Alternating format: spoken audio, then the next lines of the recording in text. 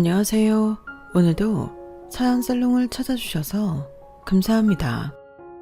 저는 억울하게 이혼하고 인생 역전이라는 신기한 경험을 한 50을 코앞에 둔 여성입니다. 저한테는 고등학교에 다니는 아들이 있고요. 제 인생에 다시는 만나고 싶지 않은 남편놈이랑은 3년 전에 이혼했어요. 그리고 이젠 입장이 반대가 되어 얼마 전까지만 해도 저한테 매달렸는데 정말 지긋지긋했어요. 사실 결혼 생활하는 동안에는 제가 남편한테 목을 매는 입장이었거든요. 지금 생각해도 그땐 그게 뭐라고 남편한테 사랑받고 싶었어요. 아니, 제대로 된 배우자 대접을 받고 싶었죠. 하지만 제가 그러면 그럴수록 그 사람은 저한테 상처를 줬고 저는 순진하게 자식 생각에 이유는 꿈도 못 꾸는 새장에 갇힌 우울한 새처럼 살았는데요. 그러다 정말 억울한 누명까지 쓰면서 이혼하게 되었어요. 하늘이 알고 땅이 알고 제 자식이 아는데 그 인간은 손바닥으로 하늘을 가리려고 하더라고요. 그리고 그런 사실을 너무나도 잘 알던 제 아들은 자기라도 엄마 편에 서서 저를 지키고 싶다며 저를 따라 나왔는데요. 그때 시댁에서 난리가 났어요. 하나뿐인 장손이 아빠도 싫다, 친가도 싫다 하니 애가 탔죠. 원래 계획으로는 저한테 이혼 사유 누명 씌어 저만 맨몸으로 내쫓고 제 아들 옆에 끼고 당신 아들이랑 당신 구미에 맞는 새 며느리까지 새로 들여 살아야 하는데 저희 아들이 당신 계획에 찬물을 끼얹었으니까요. 그리고 이젠 철천지 원수가 되어 서로 미움과 원망하는 마음만 갖고 사는데 저는 솔직히 상관없어요. 이젠 이혼해 자유의 몸이 되었고 아들도 누구보다 자기 판단으로 옳고 그름을 아는 나이가 되었기 때문에 저는 무서울 것도 두려울 것도 없거든요. 해서 이렇게 많은 사람들이 듣고 보는 사연살롱에 제 사연을 적어 보내기로 마음먹었는데요. 부디 제 사연을 듣고 함께 욕해 주시고 또 제 남은 인생 잘 살라고 따뜻한 응원 부탁드립니다. 그럼 본격적으로 제 사연을 들려드릴게요. 저랑 남편은 소개로 만났어요. 그냥 한번 만나보라고 해서 만났는데 저는 별 감흥이 없었지만 남편 쪽에서 좋다고 저를 쫓아다녔어요. 그때 제 나이가 20대 후반이었고 남편 나이가 30대 초반이었는데 처음부터 결혼에 미친 사람처럼 굴었죠. 어쩌면 그래서 더 별로였던 것 같아요. 20대 여자가 연애도 건너뛰고 결혼을 전제로 남자를 만나는 일은 드문 일이잖아요. 하지만 그 인간은 끈기도 남달랐고 제 어디가 그렇게 마음에 들었는지 자기는 저를 처음 봤을 때부터 결혼할 인연을 만났다는 운명 같은 걸 느꼈다고 헛소리를 했는데요. 그런 헛소리도 계속 들으니 신기하게도 제 마음이 흔들렸어요. 남편이 1년 넘게 저를 쫓아다녔거든요. 물론 스토커처럼 귀찮게 하고 질리게 했다면 저도 질색팔색을 했겠지만 남편은 선을 잘 지키며 꾸준히 자기 마음을 저에게 전했어요. 도연씨, 이번 주말에 시간 어때요? 내가 진짜 구하기 어려운 뮤지컬 티켓 구했는데 우리 같이 가요. 네? 제가 왜 그쪽이랑 뮤지컬을 봐요? 저는 별로 그러고 싶지 않은데요. 아, 싫으시구나. 그래도 잘 생각해봐요. 이거 진짜 구하기 어려운 표라서. 아니면 이 표 줄 테니까 친구랑 다녀올래요? 이 보세요. 지금 저랑 뭐 하자는 거예요?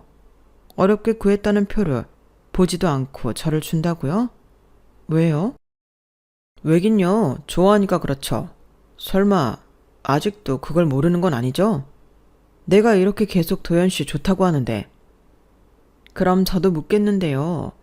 제가 이렇게 싫다고 하는데 왜 자꾸 저한테 잘해주세요? 글쎄요.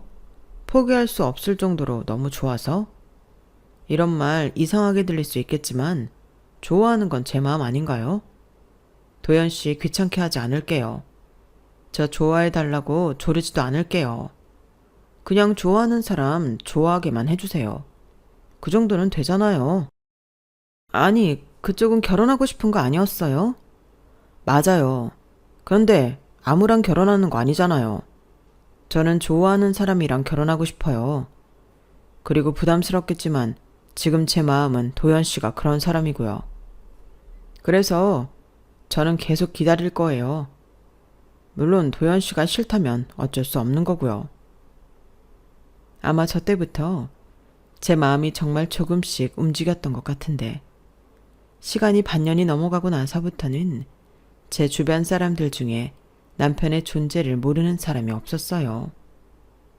그리고 다들 좋은 사람 같은데 왜 그렇게 튕기냐며 저한테 뭐라고 하는 분위기가 되었는데 주변에서 계속 사람 좋다는 소리를 들어서인가 마침내 제 눈에도 남편이 들어오기 시작했죠. 하지만 그동안 싫다고 상처 준 저였기에 쉽게 마음을 바꾸지 못했는데 그런 낌새를 눈치챈 건지 남편이 옆에서 잘 리드해 주었고 그렇게 남편이 1년여를 쫓아다녀 저희는 남편이 바라는 대로 결혼을 전제로 한 연애를 하게 되었죠. 그리고 점점 나중엔 제가 더 남편을 좋아하게 되었어요. 그만큼 남편이 저한테 잘해줬는데 주변에서 더 난리였어요. 기집애 그렇게 튕기더니 넌 전생에 무슨 덕을 쌓았길래 저런 남자를 만났냐? 나는 요즘 네가 세상에서 제일 부럽다. 라는 식의 말도 자주 듣게 되었는데 그래서 연애 기간은 2년을 채우지 못하고 분위기에 휩쓸려 결혼하게 되었어요.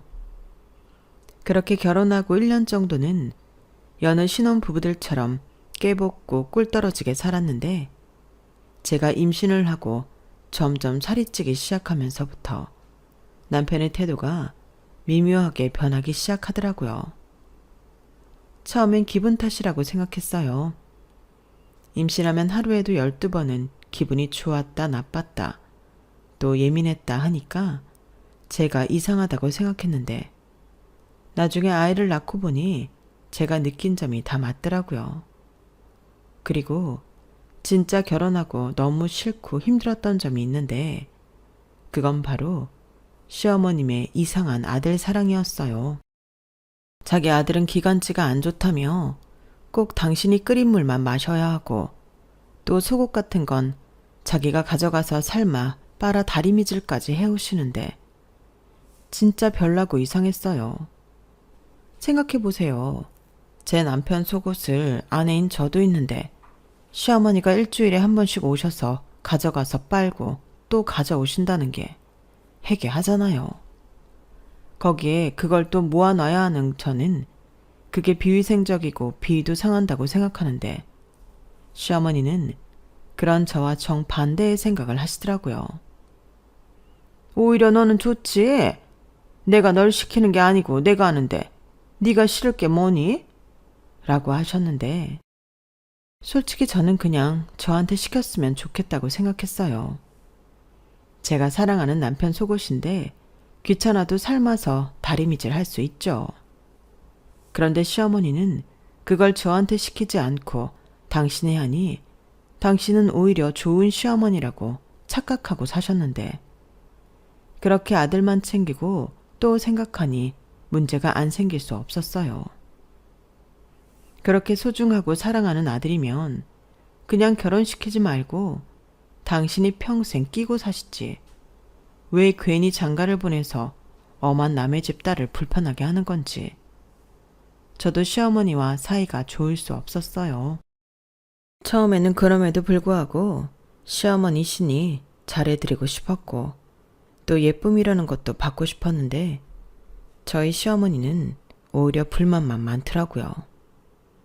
제가 생긴 것부터가 자기 스타일이 아니라고 하셨거든요.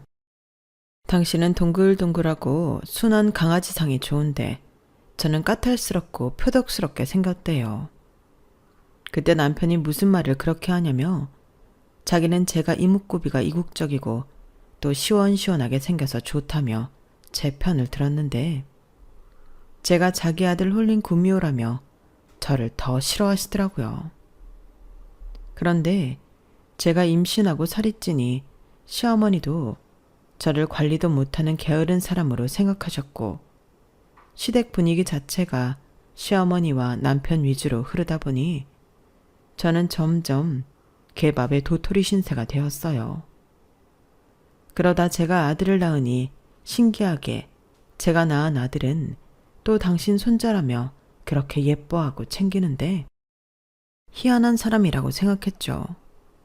덕분에 당신이 자처하셔서 저희 아들을 키워주셨기 때문에 저는 복직하고 일하는데 많은 도움을 받긴 했는데 어째 임신하고 찐 살이 잘 빠지지 않았어요. 우선 복직 후에 일이 너무 바빴고 회식이다 늦게 끝나 저녁을 야식처럼 먹으니 관리하는 게 쉽지 않더라고요. 제가 하는 일도 그렇고 저희 회사가 시기를 타지 않을 정도로 매일 바쁜 회사였거든요. 하지만 저는 제 일을 좋아했고 또 연봉도 그때 당시 남편과 크게 차이도 나지 않아 저는 일을 그만둘 생각이 없었는데 그래서 더 제 몸 관리보다는 일에 미쳐 살았어요. 그러다 아이가 커서 유치원에 가게 되었고 저희 부부는 서로에게 관심도 없고 더 소홀히 했는데 그래도 제 아내는 남편한테 사랑받았던 기억이 있어서 여유가 될 때는 남편에게 이것저것 같이 해보자고 제안하기도 했었죠. 자기야, 우리 다음 주에 웅이 데리고 여행 갔다 올까? 펜션 가서 고기도 굽고 하루 놀다 오자. 자기 바다 좋아하잖아. 바닷가 쪽 펜션 알아볼까? 뭐하러? 괜히 비싸기만 하지. 됐고 그냥 좀 쉬자. 만사가 귀찮아. 당신도 내내 야근하고 바빴는데 좀 쉬어. 아니 그야 그렇지만 그래도 우리 요즘 너무 아무것도 안 하니까 웅이한테도 미안하고. 미안하긴 뭐가 미안해. 쟤 어려서 하나도 기억 못해. 됐어, 귀찮아. 저렇게 말을 하니 저도 서운하고 화가 나서 좋은 마음으로 제안했다가 토라져 버렸는데 예전 같으면 하루 종일 제 옆에 붙어 제 마음을 풀어주려 노력하던 남편은 이젠 없었어요. 제가 토라지던 밥을 먹던 안 먹던 관심도 없다는 듯 소파에 누워 핸드폰만 쳐다보고 있는데 결혼이 이런 건가 싶더라고요. 거기에 저희 아들이 3살쯤이었나? 그때부터 시댁의 가세가 크게 기울기 시작했는데 시아버님이 보증을 잘못 써서 살던 집까지 날리고 초상집 분위기였어요. 설마 이러다 저희가 시부모님을 모시고 살아야 하는 거 아닌가? 걱정을 많이 했는데 남편이 그러더라고요. 나는 어쩔 수 없이 우리 집에 생활비를 매달 보내줘야 할 것 같아. 당장 지낼 월세도 구해서 월세도 내줘야 하고 생활비 같은 것도 해결해야 해서 내 월급 통장 다시 줘야 할 것 같아. 뭐? 그럼 우리 생활비는 설마 월급을 전부 당신 집에 드린다는 소리는 아니지? 아니지. 내가 알아서 한다는 거지. 하지만 자기도 알다시피 우리 집이 지금 돈이 많아 필요하잖아. 엄마 거의 쓰러져서 일어나지도 못하는데 당분간만 자기가 좀 이해해줘. 자기도 벌잖아. 우선 자기가 버는 돈으로 생활비 써. 당신도 우리 부모님 모시고 사는 것보다는 그게 낫지 않아? 저는 차마 아니라는 말은 하지 못했어요. 그리고 그때는 남편 말처럼 어쩔 수 없는 상황에 그게 최선이라고 생각했고 저는 남편이 말한 당분간이라는 말을 믿었죠. 하지만 1년이 지나고 3년이 지나도 남편은 저한테 생활비 한 번 주지 않았고 제가 돈이 많이 들어가는 날엔 불만을 이야기하면 그제야 조금 제 통장으로 이체를 해주는 걸로 상황을 모면했어요. 그만큼 시댁 상황이 좋지 않았는데 거기에 저까지 돈 가지고 바가지를 긁긴 좀 그렇더라고요. 그렇다 보니 바보처럼 생활비 얘기도 잘 하지 못하고 그런 남편 뭐가 좋다고 이 노력 저 노력하다 저 혼자만 마음 다치는 일이 비일비재했는데 나중에 아들애가 초등학교에 들어갔을 때는 더 최악이었어요. 그냥 법으로 가족이니까 같이 살지 우리가 왜 결혼했고 같이 사는지 모르겠더라고요. 저는 결혼하고 더 사랑하며 친구처럼 또 애인처럼 지내고 싶은 마음이 가득했는데 남편은 그런 저와 정반대였어요. 결혼한 사이에 뭐하러 그런 걸 하냐고 제가 말하는 것마다 다 싫다고 했는데 그러고 보니 결혼하고 한 번도 영화관에 가서 같이 영화를 본 적도 없더군요. 그러니 여행은 말할 것도 없었고 외식이야 밥 먹는 거니까 가끔 했는데 그것도 진짜 밥만 먹고 집에 들어오는 거였어요. 그리고 부부들이 보통 마트에서 장도 같이 보는데 저희 남편은 그런 데를 왜 비효율적이게 같이 다녀야 하냐며 질색을 했고 그렇다 보니 남편과 같이 하는 일이 정말 없었어요. 부끄러운 이야기지만 저희는 같이 잠도 자지 않았거든요.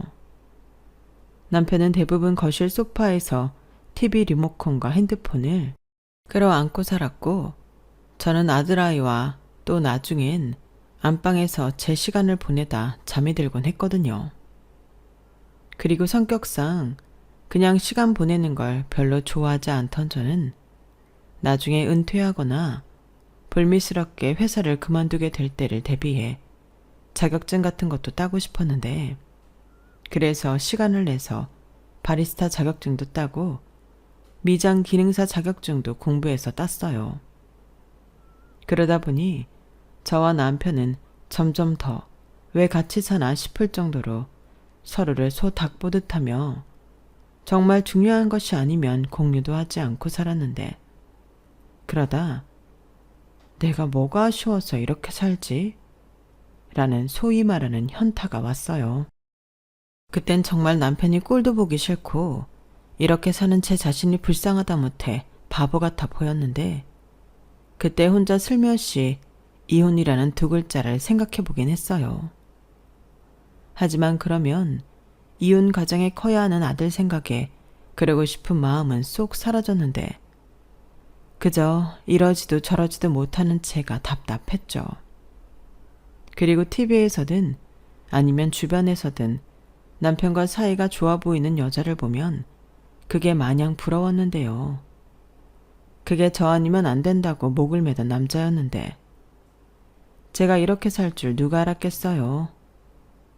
저 역시 제가 부러워하는 저 여자들처럼 평생 사랑받고 알콩달콩 재미나게 살 줄 알았어요.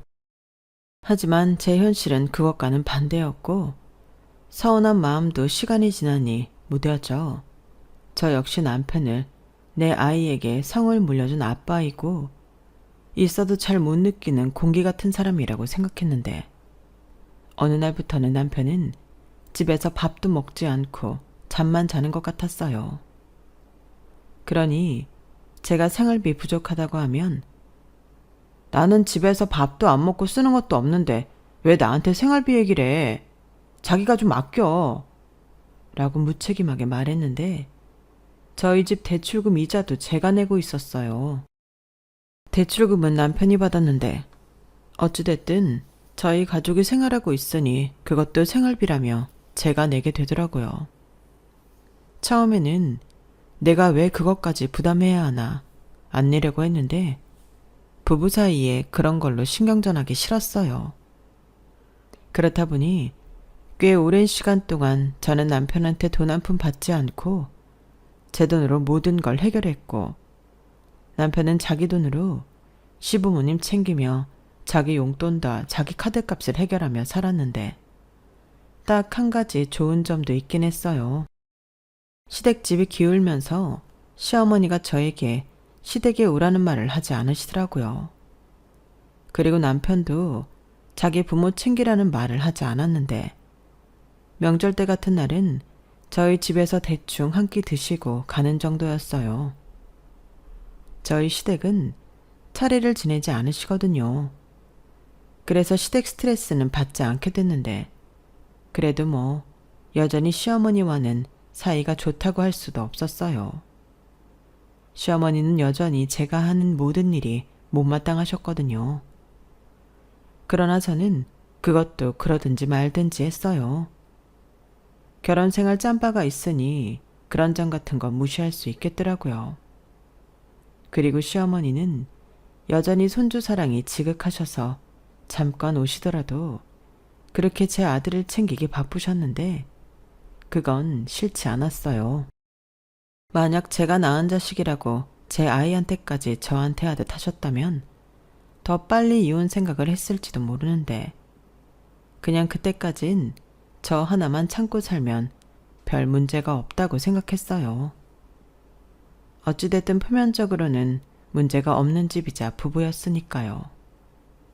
그렇게 결혼 생활 15년이 되었고 저도 어느덧 30대를 지나 중년이라는 40대가 되었는데 아들도 중학생이 되어 손이 많이 가지 않게 되니 마음이 많이 허해지더군요.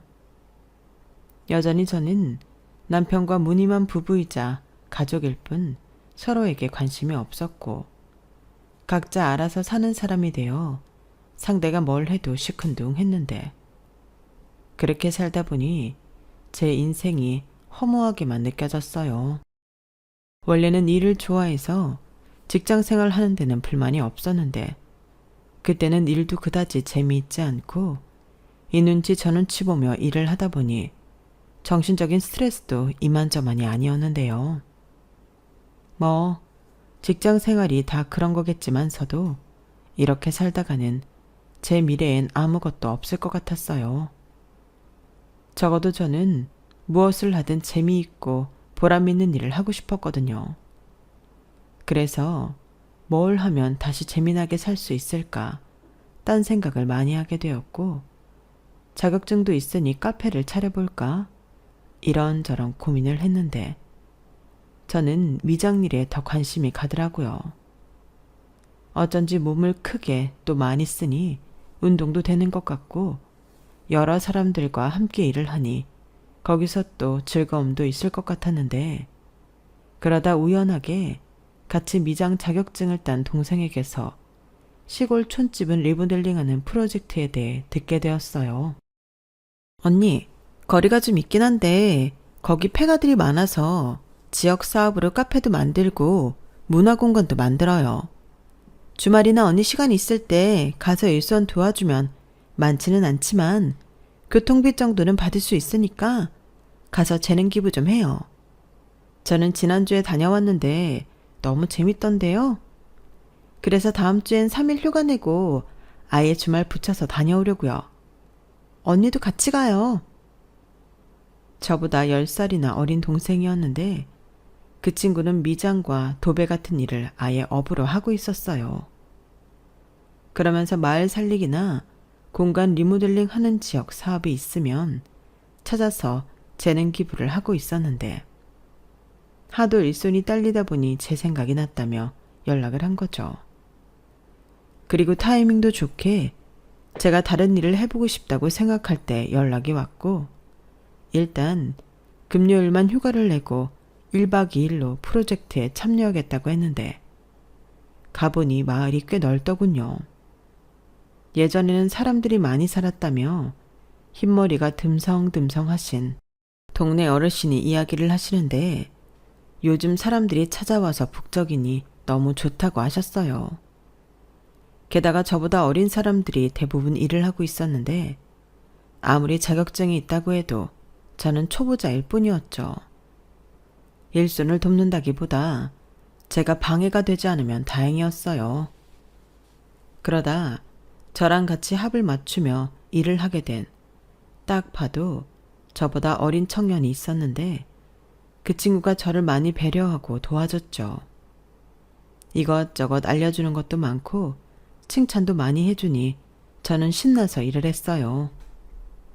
그리고 시간이 지나니 제법 친해졌는데 다음날 제가 먹을 샌드위치도 사오고 일하면서 이런저런 이야기를 나누며 일을 하니 어느덧 집에 가야 하는 시간이 되어 있더군요.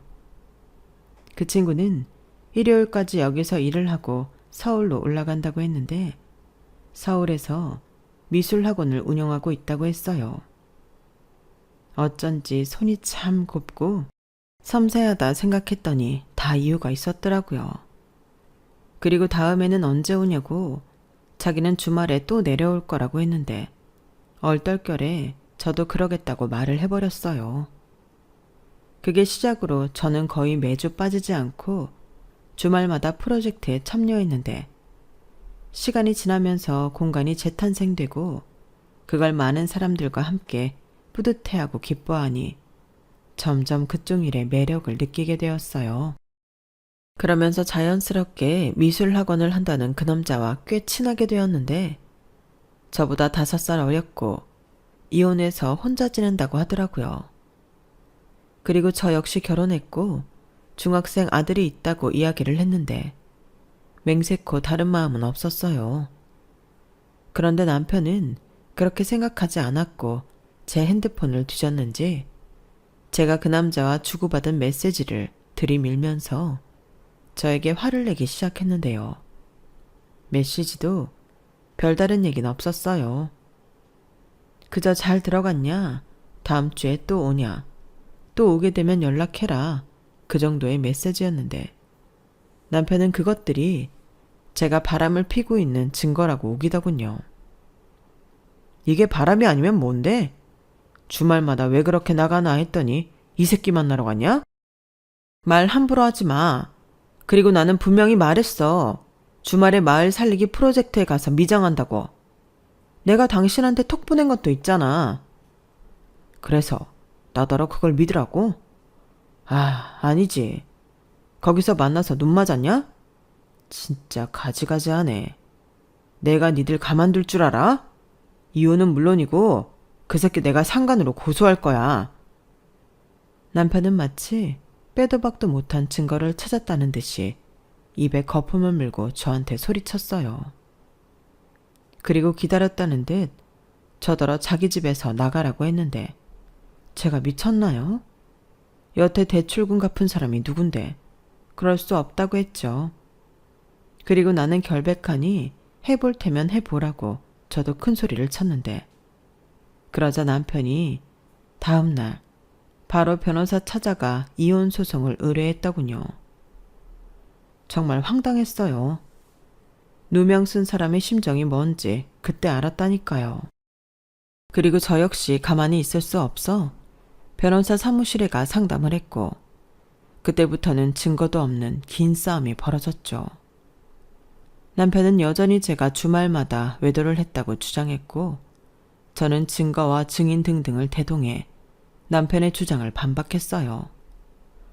사실 그게 진실이고 사실이었으니까요. 게다가 저를 챙겨주고 잘해줬던 그 남자에게 너무 창피했는데 남편은 그 남자한테도 상간으로 고소를 진행하려 했거든요. 어찌나 박박 우기는지 이래서 목소리 크면 다라는 말이 있는 건가 싶었는데 저런 남편을 변호하는 변호사도 이상한 사람처럼 보였어요. 딱 봐도 제대로 된 증거도 없고 그저 주장일 뿐인데 남편이 돈을 얼마나 주기로 한 건지 변호사도 저한테 무례한 질문을 노골적으로 하더라고요. 하지만 저는 처음부터 끝까지 차분하게 또 필요한 증거들을 모두 제시하며 대응했고 결국 판사님은 제 손을 들어줬어요. 그리고 이혼 과정에서 재산 분할을 하기 위해 조사를 하는 중 새로운 사실을 알게 되었는데 시댁 월세를 내주고 있다고 생각한 남편이 저 몰래 시댁집을 시어머니 명의로 샀다는 걸 알게 되었어요. 돈의 출처가 그걸 증명했는데 명의를 자기 명의가 아닌 시어머니 명의로 한 것은 이런 만일의 사태를 대비한 듯 보이더라고요. 그리고 재산 관련된 조사를 계속하다 보니 남편이 저 말고 만나는 여자도 있다는 걸 알게 되었는데 남편이 매달 월세를 내고 있는 건 맞았거든요. 그리고 그 월세는 자기의 내연녀의 오피스텔이었는데 아들이 했던 말이 떠올랐어요. 제가 주말에 프로젝트에 참여하러 가면 아빠도 할머니 집에서 자고 가겠다며 아들한테 연락을 했다고 했어요. 그땐 그게 대수롭지 않게 생각했고 아들도 아빠랑 둘이 있는 걸 별로 좋아하지 않았기에 잘 됐다고 생각했는데 사실은 그건 다른 여자랑 함께 있는 거였다는 게 퍼즐이 맞춰지더라고요. 그리고 그 여자랑 살고 싶으니 이젠 저한테 바람 피웠다는 누명을 씌우고 이혼을 하려고 했던 건데 이게 인간인가 싶었죠. 그냥 솔직하게 말하고 이혼해달라고 하면 될 일을 이 인간이 왜 이렇게 사람을 괴롭히면서 그랬을까? 그 순간은 사이코의 악마처럼 보였는데 제가 이혼 소송에서 승소하고 남편이 시어머니 앞으로 산 집까지 재산 분할 대상이 되니 남편과 시댁이 난리가 났어요. 네가 뭔데 내 집을 뺏어가냐? 내 아들이 사준 내 집이야. 바람나서 이혼당하는 주제면 곱게 이혼이 날 것이지 어디 감히? 바람이요? 바람은 제가 아니라 어머니 아들이 났죠. 저는 맹세코 떳떳하지 못할 짓 한 거 없어요. 제가 외도를 했다는 증거가 있나요? 증거는 오히려 어머니 아들 쪽이 많던데요. 오피스텔 월세도 내주고 처자식한테는 10년 넘게 생활비도 안 주면서 그 여자한테는 생활비도 보냈던데 이게 말이 된다고 생각하세요? 곱게 이혼할 사람은 제가 아니라 어머니 아들이에요. 그러니 저 사람 주머니에서 나온 돈으로 어머니 사시는 집을 샀으니 그것도 나눌 수밖에요. 뭐야? 순에 빠진 멍청한 년인 줄 알았더니 돈 앞에서는 독하디 독한 년이었네. 그래, 내가 너 그래서 처음부터 싫어했다. 내 아들도 콩깍지 벗겨지니 너 싫다고 하더라. 그래서 다른 여자 만나는 걸 알면서 내가 눈 감았어. 오히려 그 여자랑 사는 게 낫지. 좋게 말할 때 내 아들 집에서 네 몸만 나가.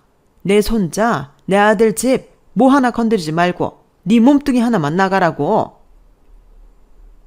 그거였어요? 그 속에 든 까만 속내가 그거였네요. 근데 제가 미쳤어요? 제가 왜 그래야 하는데요? 저는 법으로 할 거예요.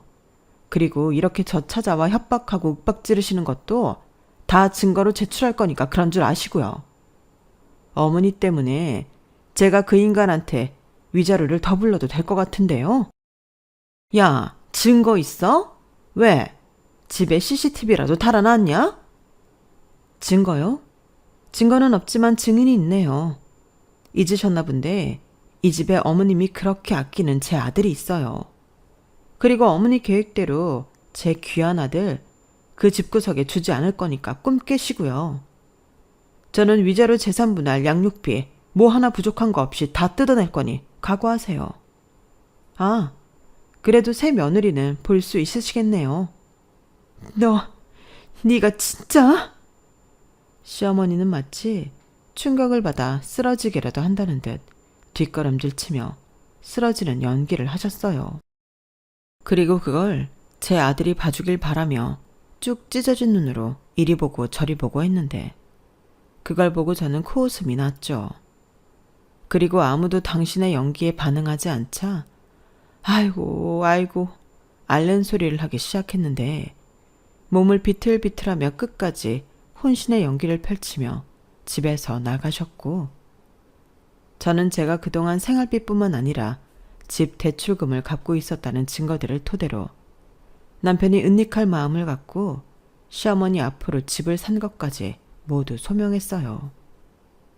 거기에 실질적인 외도와 부정행위는 남편 쪽에서 있었던 바 강간소송을 따로 진행하고 거기에 저에게 외도 누명을 씌워 몸만 내쫓으려 수작을 부렸다는 것을 주장하며 남편 이름으로 있는 재산 중 70%를 주장했는데요. 법원에서 남편이 은닉한 집에 대한 40%를 인정해주고 위자료와 현재 살고 있는 집, 즉 명의는 남편의 명의지만 제가 남편보다 올해 그 집에 대한 대출금을 부담했다는 것이 전부 인정이 되어 그동안 제가 변제한 모든 돈을 남편한테 받을 수 있게 되었는데 그걸 합치니 4억이 조금 넘는 금액이 되더군요. 그리고 저희 아들에 대한 양육권은 제가 가져오고 남편은 매달 100만 원씩 아이가 성인이 되기까지 양육비를 지급하라는 명령이 떨어졌는데 그러자 시어머니는 말도 안 된다며 뒤로 넘어갔어요. 하지만 자기가 우긴다고 될 일은 하나도 없었고 남편은 자기는 돈이 없으니 알아서 해보라는 식으로 나와 저는 통장과 급여 압류를 진행했는데 그러자 너무하지 않냐며 자기를 죽일 셈이냐고 저한테 연락이 왔어요. 왜? 돈 없다고 하니까 내가 알아서 챙겨가려고 하는 건데 무슨 문제 있어? 너 그렇게 안 받는데 진짜 대단하다. 아니, 그러고 싶어서 지금까지 어떻게 참고 살았냐? 그러게, 이 꼴 보려고 참고 산 거 아닌데 내가 왜 참고 살았는지 모르겠다. 바람은 네가 피워놓고 나한테 바람 피웠냐고 이 난리를 피웠어? 왜? 나한테 아무것도 안 주려고? 근데 어쩌지? 난 바보가 아닌데. 그래, 생각보다 순진하지 않아서 깜짝 놀랐다. 근데 네가 바람 피우지 않았다는 증거도 없잖아. 남자가 그렇게 문자를 보냈다는 건 마음이 있다는 증거야. 그건 내가 남자라 잘 알아. 아, 그러셔? 근데 나는 아니야. 그 사람은 나한테 마음이 있었나 보지. 전에 나한테 그랬잖아. 좋아하는 마음은 자유 아니냐고. 그 사람 마음은 그 사람 자유잖아. 남편은 제 말에 더는 아무 말도 하지 못했어요. 뭐 자기도 할 말이 없었겠죠. 다른 사람이 저를 좋아한다는 건 저랑 상관없잖아요. 그리고 그건 자기가 옛날에 저를 쫓아다닐 때 했던 말이니 반박할 수도 없었을 텐데 아마도 자기는 거들떠도 보지 않는 저한테 다른 남자가 관심을 가졌다는 것에 놀랐을 수도 있었겠죠. 솔직히 남편도 거들떠보지 않는데 그게 호의든 관심이든 저한테 잘해주던 그 남자에게 끌리지 않았다면 거짓말일 겁니다. 그래도 제 스스로 그 선을 넘은 적이 없었고 툭 까놓고 그 남자도 저에게 고백 같은 걸 하지 않았기 때문에 그 사람 마음도 잘 모르는데 이런 창피한 일까지 엮이게 만들었으니 미안할 뿐이에요. 그리고 이혼이 결정되고 저는 생각지도 못한 거금을 손에 넣게 되었는데 남편이 자기 급여랑 통장 압류 푼다고 집이랑 시댁집까지 팔아 저한테 돈을 해줬어요. 거기에 상간녀 소송으로 1,000만 원을 더 받게 되었는데 양육비까지 아주 두둑하게 챙긴 셈이 되었죠. 솔직히 남편하고 헤어지는 데는 아무런 미련이 없었거든요. 그저 아들한테 미안해서 참고 살았을 뿐이었는데 이젠 아들이 자기 때문에라도 참고 살지 말라고 했어요. 어릴 때부터 그게 싫었다고 나중에 얘기하더라고요. 그리고는 자기는 절대 아빠처럼 살지 않을 거라고 했는데 듣던 중 반가운 말이었어요. 그리고 이젠 자유의 몸이 되었으니 더 자유롭게 하고 싶은 일하며 아들과 잘 살고 싶은 마음인데요. 이혼하고 돈도 생겼겠다. 저는 아들과 둘이 살 작은 집을 매매하고 회사를 그만뒀어요. 그리고 미장일을 본격적으로 시작했는데 그땐 같이 프로젝트 했던 사람들이 많이 도와줬어요. 그래서 연봉은 그다지 높지 않지만 그래도 꽤 탄탄한 회사에 들어가게 되었고 이젠 좋아하는 일로 돈도 벌며 재미나게 살고 있는데 매달 양육비도 꼬박꼬박 들어오니 돈 걱정은 없었어요. 그리고 정말 사랑하는 그 여자랑 재혼을 했는지 알고 싶지도 않아 물어보지도 않았는데 작년부터인가 계속 후회한다며 질척거리더라고요. 이혼해보니 저만한 여자가 없다나요. 그리고 시어머니가 저희 아들을 보고 싶어 병이 났다고 하는데 관심 없습니다. 제가 굳이 관심을 가져야 할 이유가 없잖아요. 그리고 저는 남편하고도 잘해볼 마음이 추호도 없는데 그건 아들도 마찬가지예요. 그래서 아빠가 만나고 싶다고 해도 아들애가 거부하고 있는데 한 번은 그게 서운하고 화가 났는지 양육비를 못 주겠다고 하더라고요. 그래? 그럼 그렇게 해. 대신 나도 법으로 할 거야. 지난번처럼 통장이나 급여에 압류하지 뭐. 배드파더스라는 게 있대. 거기에 등록시켜줄게. 아니, 꼭 이렇게까지 해야 해? 나는 다시 잘해보자는 건데 진짜 너무하네. 너무? 지금 그 입으로 나한테 너무하다고 했니? 왜? 월세까지 내주고 온 마음 바친 그 여자한테 가서 해. 왜 싫다는 나한테 이러는데? 그야 내가 잘못했다고. 내가 그때 미쳤었어. 나 진짜 많이 반성했어. 그래서 자기한테 들어가겠다는 거야. 그럼 양육비는 필요 없잖아. 같이 살고 같이 키우는데. 이봐요, 아저씨. 내가 필요 없다고. 무슨 말인지 이해를 못해? 무슨 돌아오고 싶다고 하면 무조건 받아줄 줄 알았어? 오죽하면 애도 아빠를 만나기 싫다고 하겠니? 그러게 좀 잘하지 그랬어. 이제 와서 왜 이런 말도 안 되는 소리를 하는 거야? 난 이제 죽었다 깨어나도 너랑은 살기 싫다고. 내 말이 어렵니? 저는 더 이상 무서울 것이 없었어요. 더 참을 이유도 받아줄 이유도 없었으니까요. 그러니 전 남편이 된 그 인간은 그게 더 안달이 났는지 꽃다발도 보내고 별의 별 노력을 하는데 그거에 넘어갈 거였으면 진작 그랬겠죠. 나중에 아들애가 못 참겠다고 지 아빠를 찾아가 엄마한테 그만 찝쩍거리고 회사에 가서 말했다고 하더라고요. 그 덕에 회사에서 갖은 망신을 당했다고 하는데 그날 저녁 술에 잔뜩 취해서 저한테 전화로 아들 교육 어쩌고 하면서 추태를 부렸어요. 그래서 바로 번호 차단하고 제 이혼 소송을 맡아준 변호사를 찾아가 접근 금지 신청해달라고 요청했는데 그 덕에 요즘은 조용히 살고 있네요. 벌써부터 아들 덕을 보고 사는 것 같아서 아주 든든해요. 그리고 다시 찾은 이 자유가 너무 좋기만 한데요. 저는 앞으로 더 제 자신에게 집중하고 하고 싶은 일, 설레는 일을 하며 남은 인생을 살아갈 생각입니다. 아들은 벌써 고등학생이 되어 성인이 스스로 자기 공부도 하고 자기 진로도 고민하며 자기 인생을 구상해야 한다고 하고 있는데 그런 아들을 보며 저도 늦었지만 제 인생을 다시금 멋지게 살아보고 싶은 꿈이 생겼어요.